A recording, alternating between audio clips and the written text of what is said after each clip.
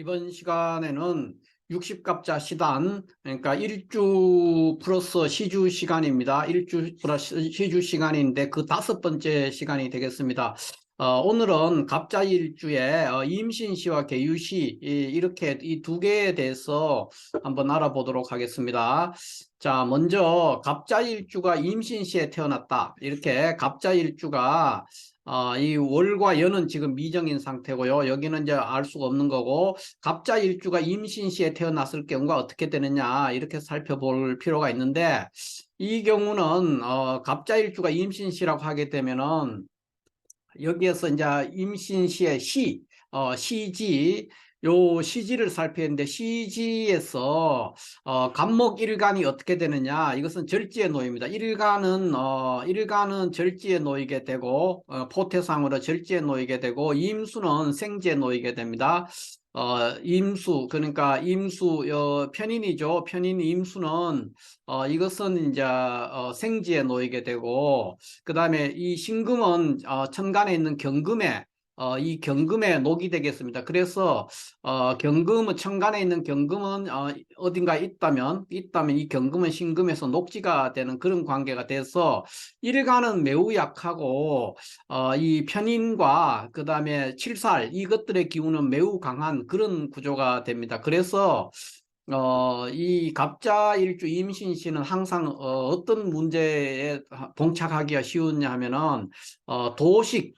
그러니까 이 신자 합도해 있기 때문에, 신자 합해서 임수가 투간해 있는 상태이기 때문에 임수의 힘이 매우 강하기 때문에 화기, 그러니까 천간에 있는 병이라든가 이런 것들이 있으면, 병정이 있으면 이것들을 임수가 다 극해버리는 그런 화기를 극하는, 그러니까 도식되는 식신이 있다면 식신을 도식하는 그것이 가장 걱정이 되고, 그 다음에 또 일간이 약한데 이 칠살이 만약에 천간 어딘가에 칠살이 있다 되면은 그 경우에 또 이 경금이 갑목을 극해서 요절하게 되는 이제 그런 위험에 항상 노출돼 있다는 거죠. 기본적인 조건이 그렇게 돼 있다 이렇게 볼 수가 있습니다. 그렇기 때문에 이 갑자일주 임신일주의 조건은 일간이 무조건 신강해야 됩니다. 일간이 신강하면은 아주 유리한 위치에 놓이고, 그렇지 않으면은 그 굉장히 그러니까 신약하다, 일간이 신약하다 그러면은 성정도 불안하고, 성정이 불안하다 그랬어요. 그리고 또 여러 가지 흉한 일들이 많다, 그러니까 좋지 않다는 겁니다. 그런데 이 갑자일주 임신일주가 만약에 여기에 지인이 되거나, 또는 이렇게 해서 또 다른 뭐 해나 이런 게 있었어, 해가 아니라 뭐 자 이런 것이 있어 가지고 만약에 이 갑자일주 임신일주가 종격을 구성하는 경우에, 일간이 무근해서 여기 이제, 그러니까 종격이라고 하는 게, 이것의 종격이라고 하는 거는 이제 종강격이 되겠습니다. 종격을 구성하는 경우는, 그 경우에는 이제 아주 귀하게 될 수 있습니다. 그렇지 않고 이제 그냥 갑자일주 임신일주가 그냥 일반적인 종강격이 형성되지 않으면서 일간이 매우 신약한 구조, 그런 구조로 되게 되면은 항상 이 도식의 위험, 그러니까 탈식되는 것이죠. 그러니까 임수의 기운이, 임수 편인이 너무 힘이 세서 이것이 병화 식신이 만약 있다면은 그것을 극함으로 인한 그 도식의 현상, 이런 것들이 굉장히 우려되고, 그 다음에 이 경금도 녹지에 있기 때문에 굉장히 힘이 있기 때문에, 경금이 일간을 공격하게 되면, 공신한다 그러죠. 일간을 공격하게 되면은 수명을 유지하기 어렵다, 그러니까 병약해지기 쉽다, 이렇게 볼 수 있기 때문에 반드시 갑자일주 임신일주는 가을이나 겨울에 태어나는 갑자일주, 그러니까 신유월, 이렇게 신유월이죠. 신유월, 그러니까 가을철에 태어나는 간목이라면은 그런 간목이거나, 또는 겨울에 해자월에 태어났거나 신유월에 태어났는 간목일간이라면은 천간에 병이라든가 또는 무 같은 글자가 있어서 칠사를 제복하든지 임수의 강한 임수를, 그러니까 인다용제를 하는 형태로 그런 식으로 해서 이 재성이 강한 인수를 조절할 수 있는 그런 구조가 돼야만이 굉장히 좋다는 거죠. 만약에 그렇게 되지 않고 가을이나 겨울생, 그러니까 신유월생, 가을 신유월이나 해자월에 태어나는 갑자일주, 임신일주가 천간에 병무가 없다. 없다 이렇게 되면은 그러니까 무토가 있어가지고, 그런 경우에 무토가 있어가지고 만약에 그 해자월에 있는 임신일, 그 갑자일주 임신일주라고 하면은 무토가 있어야 된다는 거죠. 무토가 있어서 강한 수기를 조절할 수 있는 그런 구조가 돼야 되고, 만약에 신유월에 태어나는 갑자일주 임신일주라면은 병화나 뭐 이런 것들이 세력이 강해가지고 이렇게 그 강한 칠사를 제복할 수 있습니다. 이런 얘기입니다. 그래서 그렇게 되지 않으면은 일사불성 또는 굉장히 그 불길한 그런 운을 그런 삶을 살게 된다, 이렇게 볼 수가 있습니다. 그래서 반드시 추동생이 경과 임이 강할 때는 병무의 제복이 있는 것이 반드시 필요하고, 그 외에 4월이나 5월생의 그 갑자일주, 병신일주, 여름생이죠. 여름생이 갑자일주, 임신일주라면 요것은 이제 보통 보면은 하목 용린하는 케이스가 되겠습니다. 그래서 목화 식신 희견수 또는 목화 상관 희견수라는 그런 말이 있듯이 그러니까 상관 폐인되거나 그러니까 목화식신 희견수 형태로 돼 가지고 그 굉장히 유리한, 그러니까 여름생 4, 5월에 태어나는 갑자일주, 임신일주라면은 이 조우석으로 이 임수가 굉장히 중요한 역할을 하기 때문에 뭐 4월이 됐든 5월이 됐든 굉장히 대기할 수가 있다, 이렇게 볼 수가 있습니다. 그 다음에 이제 경금이 있다 그러면은, 만약에 천간에 이 경금이 있다면 이 경금이 이제 그 칠살이기 때문에 이걸 그 화살할 필요가 있기 때문에 북방문, 그러니까 해자월을 가야 됩니다. 해자월에 갔을 때에 경금이라는 거는 이제 일종의 인수용사를 할 수 있는 그런 구조가 되기 때문에 그 경우에, 그러니까 천간에 경금이 있으면 북방문을 만나면 굉장히 유리하다, 이렇게 볼 수가 있습니다. 그 다음에 그 갑자일주 계유시는, 이 계유시는 갑자일주 계유시에 대해서 우리가 볼 필요는, 이 계유시는 갑자일주 계유시는 이제 일단 금신격이라고 그러죠. 보통 갑자일주에 계유시가 되면 금신격이다, 이렇게 금신격이다, 이렇게 얘기하는데, 이제 보통 일간이 갑이라든가 기일 때, 금신격이라는 게 뭐냐면은 일간이 갑이나 기일 때 시주에 그러니까 갑이나 기일 때 시주에 을축이나 또 기사나 계유, 이런 시에 태어난 사람, 그러니까 갑일간이나 기일간이 시주에 을축이나 기사나 계유가 있다면은 이런 경우를 이제 금신이라고 합니다. 이 금신은 보통 파폐의 신이다, 파폐의 신이다, 이렇게 얘기를 합니다. 그러니까 뭐냐, 파폐의 신이라는 게 파괴의 신이라는 거죠. 그러니까 깰파자에 파폐예요. 파폐의 신이라 그래요. 금신은 파폐의 신인데 성정상으로 굉장히 사람이 총명하기도 하고 강직하기도 하고 7.8기 뭐 인내심 뭐 이런 것들이 어우러져가 굉장히 그 강한 성정을 가진 그런 사람이 됩니다. 그 유금 뭐 그 사유축이라는 이 금기, 강한 금기 때문에 그런 현상이 나오게 되죠. 그래서 어찌됐든 갑자일주, 그러니까 갑일간이죠. 갑일간이 계유시를 받기 때문에 이거는 이제 금신격이 돼서 이 금신은 반드시 제복을 해야 됩니다. 그게 가장 기본적인 거예요. 그래서 반드시 사주 안에 연월에 화기가 있어야 됩니다. 만약에 화기를 보지 못하면은 아주 사람이 흉포하기도 하고, 또 그 본인 자체가 굉장히 병약해질 수가 있는, 그래서 요절하거나 이제 이런 일이 될 가능성이 매우 높기 때문에 이 갑일간의 계유시이기 때문에 금신격이라서 최우선적으로 이 금신을 제복하는, 그러니까 인이나 술이나 뭐 병정 이런 거를 만나서 그 금기, 유금이라는 금기를 제복하는 그런 필요성이 있는 그런 사주다, 이렇게 볼 수가 있습니다. 다시 이제 한 번 더 정리를 해보자면은 갑자일주 계유시는 금신격이다. 최우선적으로 해야 되는 이 갑일간이나 갑일간이나 일간이 기일간일 때 시에서 기사, 을축, 또 계유 이 세 개 시간에 요런 시를 만나게 되면은 이거를 금신격이라 합니다. 금신은 금기가 매우 그러니까 금기라고 여기서 말하는 것은 뭐냐? 칠살을 의미합니다. 칠살, 편관 칠살의 기운.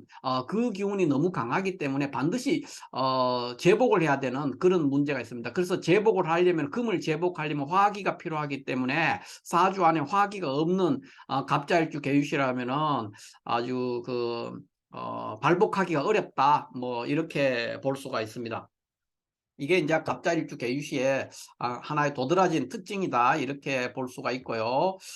이래서 이제 삼명통해에서 설명해 둔 거를 잠깐 한번 살펴보면은 갑자일주 임신시의 경우는 여기 이제 이렇게 설명이 되어 있어요. 해자진 해월에 이제 태어나고 수번 목표하고 이근 환엽하면은 그러니까 옥당금마직이라 그랬어요. 그러니까 옥당금마라는 게 뭐냐 하면은 이 옥당금마라는 것은 이제 일종의 국왕의 자문관들이에요. 자문관. 그러니까 굉장히 높은 계급이죠. 국왕의 이제 국가의 중요한 문서를 다루기도 하고 임금의 그 자문을 하는 자문력들이기 때문에 굉장히 그 고위 관리고 보통 이제 한림은 중국 같으면 이제 한림은 이런 거 우리나라 같으면 이제 홍문관에 해당되겠습니다. 홍문관 관리들이죠. 그런 직위에 오를 수 있는 아주 귀함이 있다는 거죠. 그런데 여기서 신자진 해월이나 수번 목표하고 이근 환엽한다는 게 뭐냐면 종격을 이룬다면 이런 뜻이 되겠습니다. 그래서 원래 이제 갑자일주 임신일주는 일간이 강해야 되는데 기본적으로 일간이 강하지 않고 그냥 여기서 뭐 해자 뭐 진 이런 게 있어가지고 수국이 형성돼가지고 매우 일간이 신약해진 그런 상태라면은 오히려 종간격을 구성한다면 그 경우에 종간격이 된다면 인수로 우리가 종간격이 뭐냐? 종간격이라는 거는 인수로서 이제 이루어진 격국들을 종간격이라고 하죠. 이 종간격이 성립이 된다면 귀하다는 겁니다. 그렇지 않다면은 갑자일주와 임신일주는 신강한 것이 좋다. 이렇게 말할 수 있죠. 그런데 일간이 뿌리가 없고 그냥 해자 이런 데 태어나가지고 해자 신자진 해월 이런 데 태어나서 일간이 그 뿌리가 거의 약하고 없거나 뿌리가 없거나 이런 상태가 돼 있는 경우인데 그 경우에 따라서는 종간격이 형성될 수 있는데 종간격이 성립된다면은 아주 매우 귀한 그러니까 옥당금마의 귀가 있다 그랬습니다. 그래서 옥당금마라는 거는 뭐냐 하면은 그 홍문관 우리나라 그 관리들은 홍문관의 장관을 대지학이라고 그랬죠. 그러니까 국왕의 관련 여러 가지 국왕의 가장 가까운 곳에서 자문하는 국왕의 자문력이다 이렇게 보면 됩니다. 중국 같은 경우에는 한림원으로 이제 옥당금마라고 얘기하는데 우리나라에서는 홍문관이 그거에 해당되는데 굉장히 국왕의 근접거리에서 국왕에 대해서 코치를 할 수 있는 그런 게서 굉장히 귀하고 높은 계급에 속할 수가 있다는 거죠. 핵심은 뭐냐?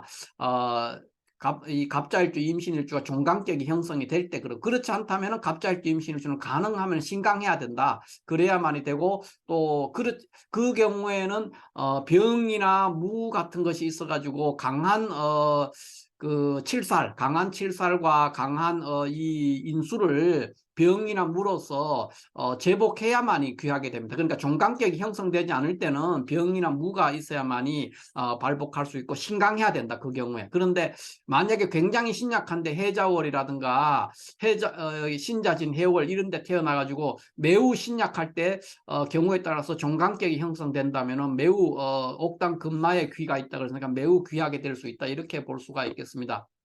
그래서 전반적으로 일간이 약할 가능성이 이제 만약 있다면은 그럴 때 수토운으로 흐르면 이제 흉하게 된다 이런 얘기를 했고요. 그 다음에 갑자일주의 그 계유시를 볼 것 같으면은 이 경우에는 이제 그 봄에 태어나면은 목이 매우 왕하고 이제 가을에 태어나면 관이 순해서 그래서 귀하다 그랬어요. 그러니까 6월에 그 6월이나 신월에 태어났는 계유시라 그러면은 관인 상생할 수 있죠.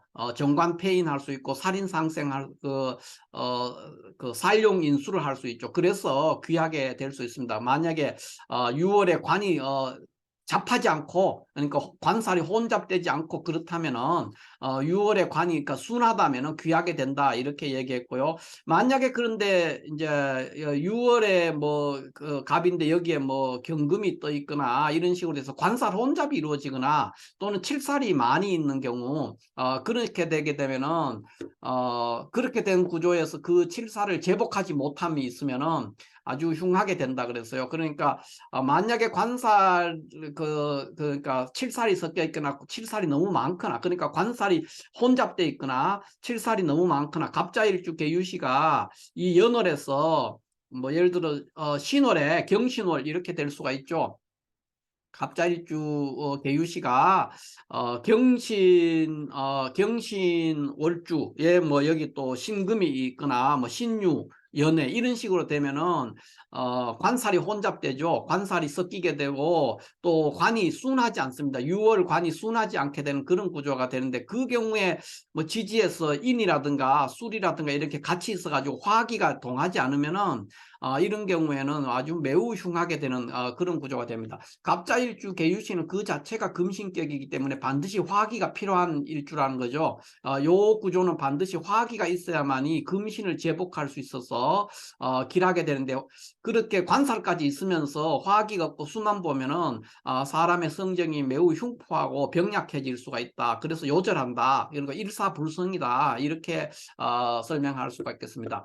자, 이렇게 해서 오늘 갑자일주 임신시와 갑자일주 계유시에 대해서 보는데, 한 번 더 요약해서 정리하면은 갑자일주 임신시는 가능하면은 신강한 것이 좋고, 만약에 신약하는 경우에는 그것이 수국이, 그러니까 여기에 뭐 해자진 뭐 이런 것들이, 신자진 이런 것들이 있어 가지고 신자진 해월이 있어 가지고 이게 종강격을 형성해 준다면 그 경우에는 아주 크게 부하게 될 수 있지만, 그렇지 않은 경우에는 강한 경금과 임수, 그러니까 인수와 칠살의 기운을 제복하는 병이나 물을 봐야만이 귀하게 되고 신강해야 좋다. 이것이 이제 요약된 얘기고요.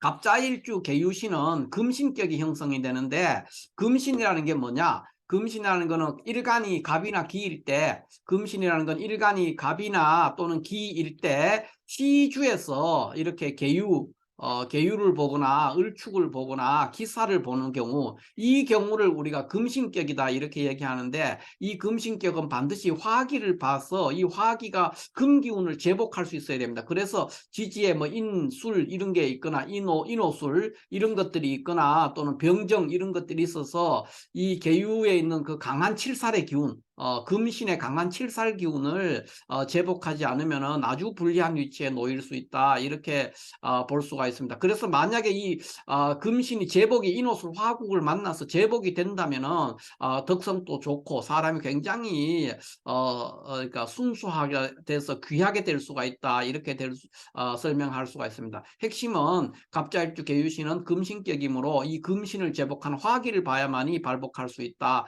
이렇게 설명할 수가 있겠습니다. 전반적으로 갑자일주 임신 시주나 갑자일주 계유시는 다